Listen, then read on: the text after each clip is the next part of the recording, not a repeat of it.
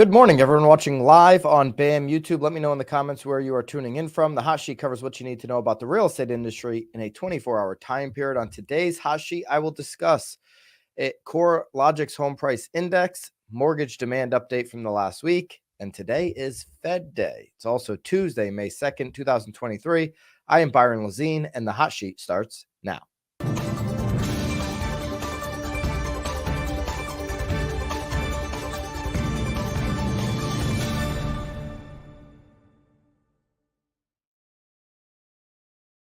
Okay, for all my live viewers, sorry about the technical delay that we had yesterday. It was lagging getting through the stream. So here we are streaming live, and appreciate you guys tuning back in. Please hit the like button. Let's jump right into the CoreLogic update from yesterday. Their home price index was released, and home prices nationwide, including distressed sales, increased year over year by 3.1% in March 2023 compared with March 2022. Now, the big number on a month over month basis, home prices increased by 1.6% in March 2023 compared with February 2023. So this is according again to CoreLogic, right? Some of these numbers can be off depending on who we're looking at. We're going to look at everybody's in just a second. CoreLogic HPI forecast indicates that home prices will also increase on a month-over-month basis by 0.8% from March 2023 to April of this year. Okay, so that's what they're forecasting for last month, and an increase year-over-year basis by 4.6% from this March 2023 to March of 2024. So they're projecting an almost 5% increase in home values to March 2000 from now till March 2024. Let me know in the comments your thoughts on that projection from CoreLogic. Do you believe your market will reflect a near 5% home value increase when we fast forward 12 months to today? Love to know your thoughts down below. Okay, let's take a look at some of the charts. I've got all the charts and the sources we use on every live stream. One click down below the daily download. It's completely free, obviously, and you sign up once, you get it sent to you every single day. Okay, so here's a chart showing current month-over-month numbers, 1.6% increase. Okay, home values are not going down anymore. We're going to, in just a second, I'm going to show you how many sources have validated that national home prices are no longer going down like they were at the end of the year due to the rapid increase in mortgage rates. They have bottomed out officially. It has happened. Okay. Year over year, 3.1%. The forecast again is the 0.8% for this next month and 4.6% for year over year. It's one of the biggest numbers forecasted by anyone is this CoreLogic number. Year over year percent change. The West continues to be the states that are pulling the country down on more home price growth. You can see basically all of the West is has decline in price year over year. The Southeast super strong, led by Florida and South Carolina, and the Northeast relatively strong as well on year over year price growth. Here are some highlights. Miami up 14.8% when we look at year over year. Chicago up 3%. Houston up 5.1%. The major cities from the West are all down. Phoenix down 2%. San Diego down 1.7%. LA down 1.7%. Vegas, baby. Vegas down 3%. Vegas is never down in my eyes unless you're at the roulette table. Denver down 1.9%. Okay. So some highlights there. Ooh, I don't know what I did with my finger there. Top markets at risk of home price decline. Okay. So Provo, Utah is very high. Okay. Above 70% probability of a price decline. Confidence score from CoreLogic is 50 to 75%. Let me know if you're in Utah, if you agree with that. There's 3 cities in Utah on this list: Provo, Salt Lake City, and Ogden. Utah, all at very high, above 70% probability of price declines. Their confidence score is 50 to 75 on all three of those. Boise, one of the cities that went up the most value over the pandemic, is now very high, above 70% probability of a price decline. They already have declined. That score of confidence is 50 to 75%. In Lakeland, Winter Haven, Florida, also very high, above 70% probability of a price decline. If you're in or around any one of those metropolitan areas, I'd love to know your thoughts in the comments below. This is CoreLogic's forecast that these markets, and they're confident between a 50 and 75% score, that these metropolitans will experience a home price decline as we move forward. Okay, so that's CoreLogic's thoughts. Here's another chart. This is from the legendary Steve Harney. Okay, just putting CoreLogic's numbers into perspective. Before, of course, Steve Harney founded Keeping Current Matters, our friends over there at KCM. Okay, so month over month change in home value seasonally adjusted. You can see that CoreLogic had us down July, August, September, October, November, December, and January. So 7 straight months, similar to Black Knight and others. And now I've had 2 straight months of increases. So this shows you, and maybe a good chart for buyers to show them, hey, we're probably going to experience that seasonality, March, April, May, June increases. And so if you're buying in the next, 6 months or so, it might be more advantageous to get locked in now than later on, just based off of this chart. I want to go to a tweet from Steve Harney, again, founder of Keeping Current Matters.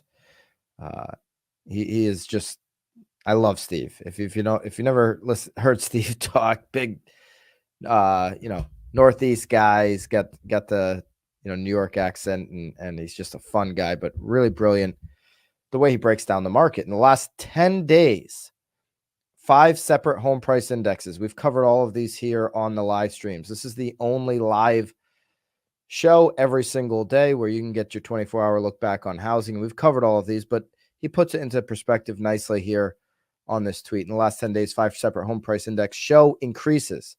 Freddie Mac on a month over month. CoreLogic, which we just covered and is in the chart that he shared down below and that we just looked at.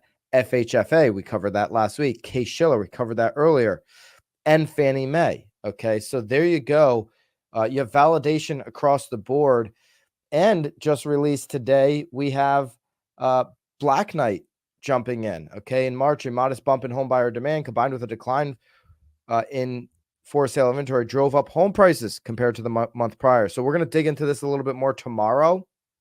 But you can add Black Knight to that list that we just read off. Okay, so nationally, home prices rose according to Black Knight 0.45% in March on a seasonally adjusted basis, slightly stronger than the revised 0.43% increase in the month prior. Okay, so we'll get into all the regions that Black Knight covers tomorrow on this, but Black Knight now added to the list. Not as high of a number as CoreLogic, but a month over month increase, and you can't find really any reputable source that is saying we've experienced month over month home price declines nationally. Okay, so there's a lot of data. While the numbers might be a little bit different, there's a ton of data. If you're consulting, if you're a real estate attorney or an agent or a broker, that you can provide to clients that show home prices are up right now in comparison to January. And the trend is that they're going to continue to go up in the spring. That's the data and the information that we have. That's what the market's looking like right now. And that's what you can share with people who need this information. What is on the other side of that, if you're a home seller, is you got to face the reality that mortgage demand continues to fluctuate. Reported just this morning, mortgage demand drops as these bank failures hit jumbo loan rates, and just the uncertainty last week that we had in the 30-year jumping back up at times to almost 6.75. Mortgage applications to purchase a home dropped 2% last week compared with the previous week. The spread between conforming and jumbo mortgage rates narrowed again. So mortgage demand from home buyers has been erratic, to say the least, during the usually busy spring market. Usually you'll see it continue to climb. It has been a seesaw up and down every single week. Mortgage Bankers Association said that demand is 32% lower than the same week 1 year ago. We got under 30% when we had that rise last week. We were at about 28% on the year-over-year mark. Now we're back to on the other side of 30%, where demand year-over-year is now 32% lower this week compared to same week last year. Average contract interest rate for a 30-year fixed mortgage with conforming loan balances, 726,200 or less. That's the conforming loan amount right now. Decreased to 6.5% from 6.55. We know there was days that Mortgage News Daily reported was up as close to 6.75. Okay, and everybody's in your market with a particular credit score, with a particular product that is going to be different. And it's important right now, if you're working with home shoppers, that you're having daily conversations with lenders, not lender, but lenders, on what's available for them. You know, how can they lock in with what product? What's going to be the cheapest opportunity for them? Listen, right now it's about shopping for value. It's absolutely working with somebody you can trust as a mortgage professional that's going to follow through, that's going to be, a consultant during the process, all of that. But it's also really asking the right questions to drive value for your home shopper client, if you're working directly with a home shopper. Okay. Applications to refinance a home loan increased 1% from the previous week. Of course, they're still way down 51% lower than the same week 1 year ago. In fact, I would have thought that number was bigger. We've seen it bigger earlier in the year, closer to 70 and 80%. So, only 51% right now. Interesting. But we also remember May, we started to see those rates increase and they started to drop off. So that's why you're seeing that kind of gap shorten up a little bit on the year-over-year number. 51% still quite the gap on refinances. The refinance share of mortgage activity rose to 27.2% of total applicants from 26.8% the previous week. Okay, so it's your mortgage demand update. Demand is still considerably lower than last year. And why it feels like we have strong demand is because we have very little good quality, affordable inventory on the market. We updated inventory on Monday, and we have 2 straight weeks of an inventory increase. If you missed Monday's hot sheet, certainly go and check that out. What we're all going to be checking out today and waiting for today is at 2 p.m. Eastern time what Jerome Powell is going to do. Okay. Markets right now have priced in a near 100% probability that the FOMC, when they come out of their 2-day meeting, which was yesterday and happening today, will approve a 0.25 percentage point increase at the conclusion of these meetings. Okay, so economic and market cross currents will lead the Fed to signal a policy pivot this week, according to Goldman Sachs, while the market is anticipating that the Fed is going to eventually halt rates after this and maybe start cutting later this year. If you continue to see stubbornly high prices, okay, if you continue to see inflation not really blink, then we might have a change in that. But I mean, a near 100% probability that the Fed is going to go ahead and do a 25 basis point hike today, which would put us between 5 and 5.25 on the Fed funds rate. That would be the highest level we've been at since we had to start raising during the great financial crisis. Here's a chart that shows that. So that would max us out. You can see when we hit that in 2006, kind of we're flat there between 2006, 2007, no rate hikes, no rate drops before they started dropping quickly from the end of 2007 all the way to the beginning of 2009. And then they kind of flatlined it near zero from, call it 2009 to 2015 when we started having to raise rates again. And then obviously we just experienced a near zero interest rate again during COVID before the Fed had to jack it straight back up to this 5 to 5.25 range. So we'll be hitting the 5 and a 5.25 range, highest level we've seen since the great financial crisis. There's a belief that this is where they're going to stop. You may see a couple pauses on the next couple meetings. Obviously, anything can change that. A big, huge banking crisis could certainly change that. I think if you had a major banking crisis, they'd have to start cutting rapidly. So there you go. That's what's expected to happen today. We're obviously going to cover exactly what happens in tomorrow's hot sheet. Okay. Also, I got one other chart down below. I'm just going to show it real quick. I think this is another good one. It's from Steve Harney. Another good one to show that values are in fact going up, because it puts three of these, Case-Shiller, Freddie Mac, and FHFA all together side by side. So another good one for clients to just kind of show them that prices have bottomed out, and that's according to multiple sources across the country. Obviously, you want to use that to your market to show them the difference in your market compared to what's going on nationally, and maybe validate increases in your market or so on or so forth. But let's take a quick look at the 10-year. We had a huge drop this morning, back down to 3.4, and hopefully that sticks. We did get a drop in the 30-year fixed rate yesterday. We started the week off at 6.73, and that was the highest we've seen here in a week. And then yesterday we came back down to 6.58. You're seeing the 10-year drop right now in anticipation of what the market has priced in, 100% chance of a federal rate increase.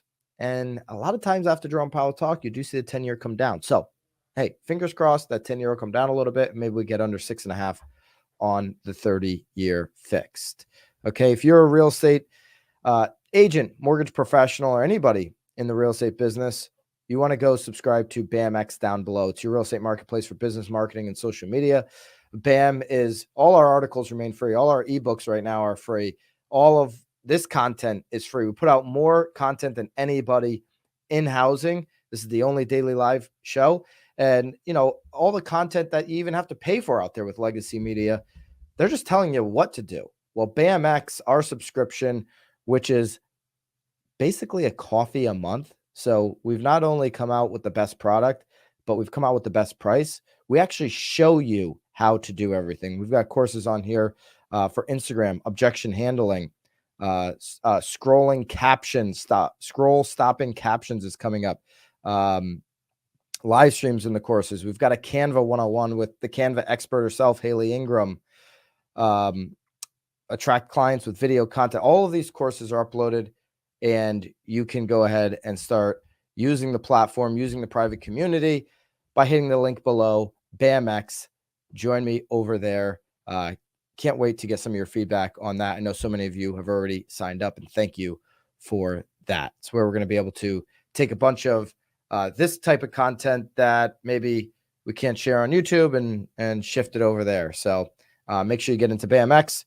And that is it for today. Until tomorrow, when we update everything Jay Powell talks about. Hope you have a great rest of the day, and I'll see you then. Toodaloo.